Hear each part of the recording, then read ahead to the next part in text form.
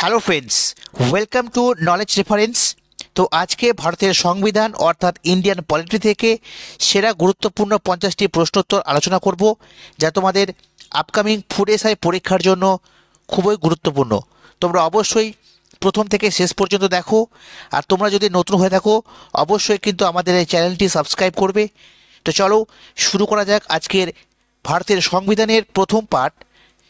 তো দেখো প্রশ্নগুলো কি রয়েছে, ভালো করে দেখবে, প্রত্যেকটা কিন্তু ইম্পর্টেন্ট প্রশ্ন রয়েছে। তো দেখো প্রথম প্রশ্ন, সংবিধান সভার প্রথম স্থায়ী সভাপতি কে ছিলেন? প্রথম স্থায়ী সভাপতি ছিলেন doctor Rajendra Prasad, most important. তারপরে দেখো সংবিধান সভার প্রথম অস্থায়ী সভাপতি কে ছিলেন? তো সচ্চিদানন্দ সিনহা।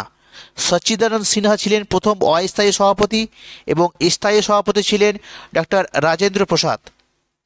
নেক্সট দেখো, কবে গণপরিষদে ভারতের জাতীয় পতাকা গৃহীত হয়েছিল? তো 1947 সালের 22শে জুলাই গণপরিষদে ভারতের জাতীয় পতাকা গৃহীত হয়। নেক্সট দেখো, গণপরিষদের প্রথম অধিবেশন কোথায় বসে? তো গণপরিষদের প্রথম অধিবেশন অনুষ্ঠিত হয় দিল্লিতে। তারপর, কবে ভারতের সংবিধান গণপরিষদ কর্তৃক গৃহীত হয়েছিল? তো ভারতের সংবিধান গণপরিষদ কর্তৃক গৃহীত হয়েছিল 26শে নভেম্বর 1949। মনে রাখবে 26শে নভেম্বর 1949। আর কত তারিখে আমাদের সংবিধান কার্যকর হয়? তো 26শে জানুয়ারি 1950। ঠিক আছে, ভালো করে মনে রাখবে। পরবর্তী দেখো, ভারতীয় গণপরিষদের স্টিয়ারিং কমিটির চেয়ারম্যান। স্টিয়ারিং কমিটির চেয়ারম্যান কে ছিলেন? তো রাজেন্দ্র প্রসাদ। গণপরিষদে কতজন মহিলা সদস্য ছিলেন?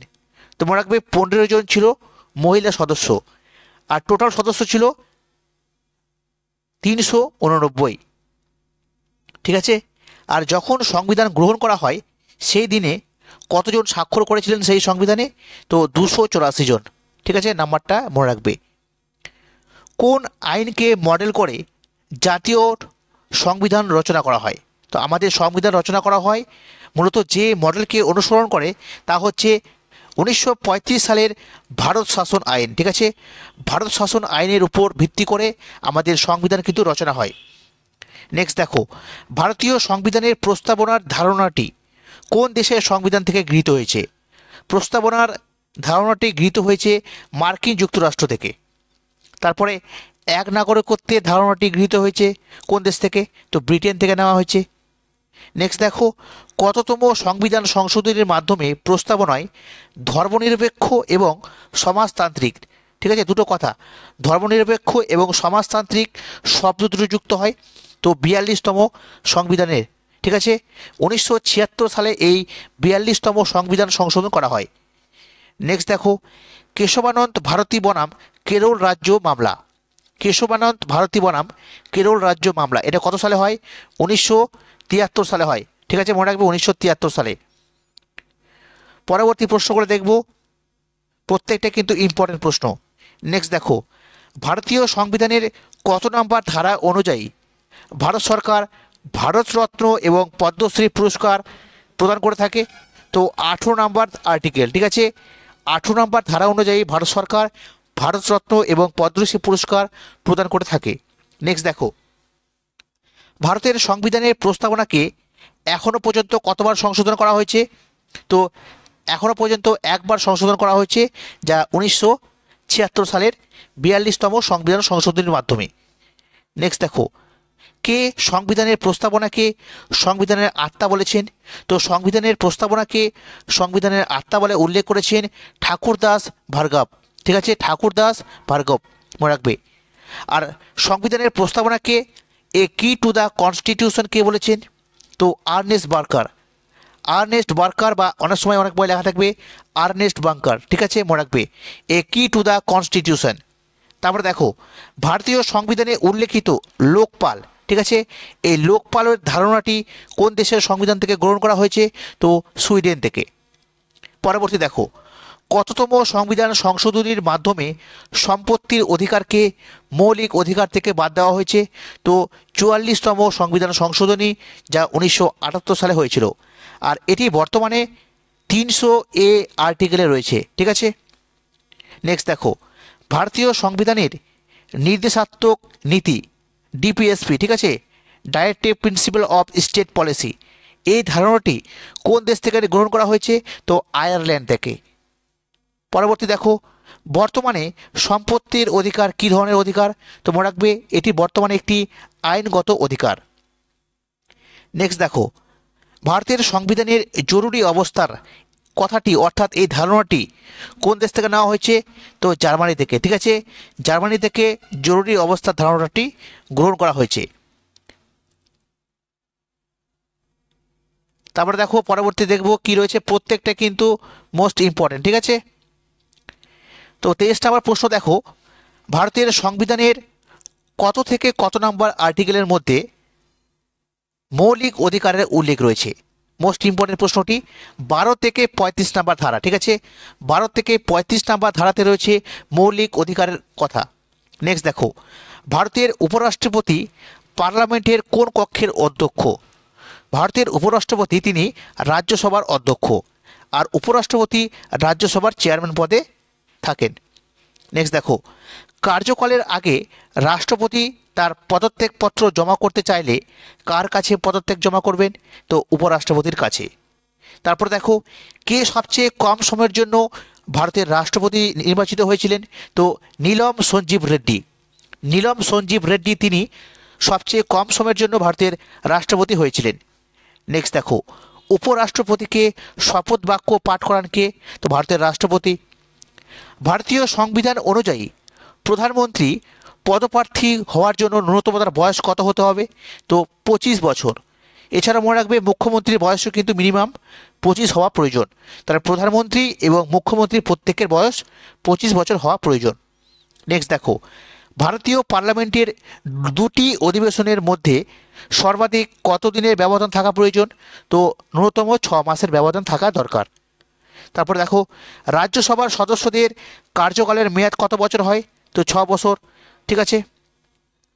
রাষ্ট্রপতির পদচ্যুতি সংক্রান্ত প্রস্তাব সংসদের উভয় কক্ষের কতজন সদস্য দ্বারা সমর্থিত হওয়া প্রয়োজন? তো 2/3 অংশ, ঠিক আছে, 3 ভাগের 2 ভাগ কিন্তু সমর্থিত হতে হবে যদি রাষ্ট্রপতির ইমপিচমেন্ট করার জন্য প্রস্তাব পাঠানো হয়, ঠিক আছে। দেখো, পার্লামেন্টের 0 আওয়ার বলতে কোন সময়কে বোঝায়? তো 0 আওয়ার বলতে যে সময়কে বোঝায় তা হচ্ছে দুপুর 12টা থেকে 1টা, ঠিক আছে, এই সময়কালকে বলা হয় 0 আওয়ার, ঠিক আছে। আর এই সময় কিন্তু আলোচনার সবচেয়ে গুরুত্বপূর্ণ বিষয়গুলো আলোচনা করা হয়। তারপর, ভারতীয় সংসদের কোন কক্ষের সভাপতি সেই কক্ষের সদস্য নয়? প্রশ্নটি ভালো করে শুনবে, ভারতীয় সংসদের কোন কক্ষের সভাপতি সেই কক্ষের সদস্য নয়? তো রাজ্যসভা, ঠিক আছে, রাজ্যসভার সভাপতি কিন্তু সেই সভার কিন্তু কোনো সদস্য নয়। পরবর্তী প্রশ্ন দেখব, রাজ্যের রাজ্যপালকে কে শপথ বাক্য পাঠ করান? রাজ্যের রাজ্যপালকে শপথ বাক্য পাঠ করান সেই রাজ্যের হাইকোর্টের প্রধান বিচারপতি, আর রাষ্ট্রপতিকে শপথ বাক্য পাঠ করান কে? ভারতের প্রধান বিচারপতি। নেক্সট দেখো, ভারতীয় সংবিধানের কোন ধারা অনুযায়ী প্রত্যেক অঙ্গরাজ্যে একটি হাইকোর্ট থাকবে এই কথা বলা হয়েছে? তো 214 নম্বর আর্টিকেল অনুযায়ী বলা হয়েছে যে প্রত্যেক অঙ্গরাজ্যে কিন্তু হাইকোর্ট থাকবে। নেক্সট, মৌলিক অধিকার সংরক্ষণের জন্য সুপ্রিম কোর্ট কয় প্রকার লেখো বা রিট জারি করতে পারে? তো 5 প্রকার রিট জারি করতে পারে। তোমরা কমেন্টে জানাও সুপ্রিম কোর্ট কোন আর্টিকেল অনুযায়ী এই 5 প্রকার রিট জারি করার ক্ষমতা রাখে, কমেন্টে তোমরা অবশ্যই জানাও। নেক্সট দেখো, ত্রিস্তরীয় পঞ্চায়েত ব্যবস্থার দ্বিতীয় স্তরটার নাম কি? তো পঞ্চায়েত সমিতি। 3টি স্তরের প্রথম স্তরটির নাম হচ্ছে গ্রাম পঞ্চায়েত, দ্বিতীয় স্তরটি হচ্ছে পঞ্চায়েত সমিতি এবং শেষ স্তর অর্থাৎ তৃতীয় স্তর সেটা হচ্ছে জেলা পরিষদ। নেক্সট দেখো, কততম সংবিধান সংশোধনের মাধ্যমে নাগরিকদের বয়স 21 থেকে 18 করা হয়েছে, অর্থাৎ ভোটাধিকারের বয়স, ঠিক আছে, 21 থেকে 18 করা হয়েছে 61তম সংশোধনের মাধ্যমে। নেক্সট দেখো, কত সালে তথ্যের অধিকার আইনটি পাস হয়? 2005 সালে। মুখ্য নির্বাচন কমিশনের কার্যকালের মেয়াদ কত হয়? তো 6 বছর। মুখ্য নির্বাচন কমিশনের কার্যকালের মেয়াদ হচ্ছে 6 বছর। নেক্সট, কত সালে পশ্চিমবঙ্গের বিধানসভা দ্বিকক্ষ থেকে এক কক্ষ বিশিষ্ট হয়ে ওঠে, সেটা হচ্ছে 1969 সালে। ঠিক আছে, পরবর্তী দেখো, ভারতের সংবিধান দিবস কবে পালন করা হয়? 26শে নভেম্বর। আর এটা 2015 সাল থেকে ঘোষণা করা হয়েছে যে 26শে নভেম্বর প্রতি বছর সংবিধান দিবস পালন করা হবে। ঠিক আছে, আচ্ছা, পরবর্তী প্রশ্ন দেখব, ভারতের সংবিধান অনুযায়ী ভোট গ্রহণের কত সময় আগে ভোট প্রচার করা বন্ধ করতে হবে? তো 48 ঘন্টা আগে। ঠিক আছে, ভারতের সংবিধানের কোন ধারায় অর্থ কমিশন গঠনের কথা বলা হয়েছে? তো অর্থ কমিশন গঠনের কথা বলা হয়েছে 280 নম্বর ধারাতে। ঠিক আছে, তারপর দেখো, ভারতীয় সংবিধানের মূল কপিগুলি কার হাতের লেখা? প্রেম বিহারী নারায়ণ রায়জাদা। প্রেম বিহারী নারায়ণ রায়জাদা তার নিজের হাতেতে, ঠিক আছে, সুন্দর ক্যালিওগ্রাফির মাধ্যমে ভারতীয় সংবিধানের মূল কপিগুলি তৈরি করা হয়েছিল। ঠিক আছে, আচ্ছা, পরবর্তী প্রশ্ন দেখব, প্রত্যেকটা কিন্তু মোস্ট ইম্পর্টেন্ট প্রশ্ন, বারবার বলছি, তোমরা অবশ্যই কিন্তু পুরোটা দেখবে। ঠিক আছে, আচ্ছা, পরবর্তী প্রশ্ন কী রয়েছে দেখো। তো পরবর্তী প্রশ্ন হচ্ছে, ভারতীয় সংবিধানের কোন ধারা অনুযায়ী রাষ্ট্রপতির ইমপিচমেন্ট করা যায়? তো 61 নাম্বার কিন্তু আর্টিকেলে বলা হয়েছে ভারতের রাষ্ট্রপতির ইমপিচমেন্টের কথা।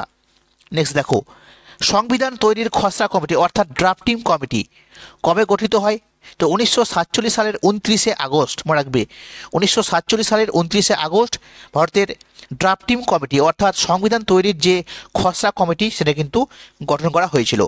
তারপর দেখো, কত সালে দলত্যাগ বিরোধী আইন চালু হয়? তো 1985 সালে। 1985 সালে চালু হয় দলত্যাগ বিরোধী আইন, আর এটা মূলত 52তম সংবিধান সংশোধনের মাধ্যমে করা হয়েছিল। নেক্সট দেখো, ভারতীয় সংবিধানের কোন তালিকায় বা শিডিউলে অফিসিয়াল ল্যাঙ্গুয়েজের কথা রয়েছে? তো 8 নাম্বার শিডিউল, ঠিক আছে, রয়েছে অফিসিয়াল ল্যাঙ্গুয়েজ। আর বর্তমানে ভারতের সংবিধানে 22টি অফিসিয়াল ল্যাঙ্গুয়েজ রয়েছে। পরবর্তী প্রশ্ন, কে সরকারি আয়ের হিসাব রক্ষক ও ব্যয় নিয়ন্ত্রক? অর্থাৎ কে ভারত সরকারের আয়ের হিসাব রক্ষক এবং ব্যয় নিয়ন্ত্রক রূপে কাজ করে? সেটা হচ্ছে ক্যাগ। ঠিক আছে, কন্ট্রোলার অডিটর জেনারেল। আর ভারতের রাষ্ট্রপতি ক্যাগ নিয়োগ করে থাকেন 149 নাম্বার আর্টিকেল অনুযায়ী।